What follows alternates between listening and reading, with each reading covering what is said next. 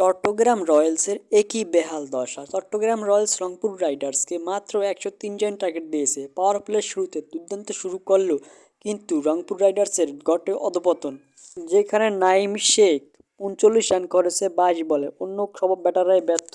Rangpur Riders চট্টগ্রামের দেওয়া ১০৩ রানের টার্গেটে ব্যাট করতে নেমে শুরুতে দাউদ মালান এবং লিটন কুমার দাস ব্যাট করতে নামে এবং তারা পাওয়ার প্লে শেষে ৪০ রান করে এবং তাহার পরে রংপুর রাইডার্স দুই ওপেনার ৯০ রানের জুটি গড়ে। লিটন কুমার দাস ক্যাচ দিয়ে তার উইকেট বিলিয়ে দিয়ে আসে ৪৪ রানে ৩১ বলে।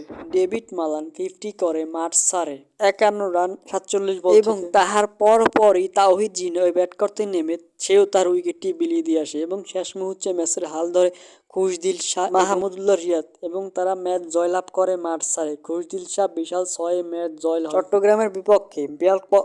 চট্টগ্রামের বিপক্ষে বল করতে নেমে ফাহিম আশরাফ প্রথম ম্যাচেই তুলে নেয়। অন্যদিকে মুস্তাফিজুর রহমান ১৯ রান দিয়ে দুই উইকেট তুলে নেয়। অন্য ব্যাটাররাও তাতে কম নেই, প্রত্যেকে উইকেট নিয়েছে।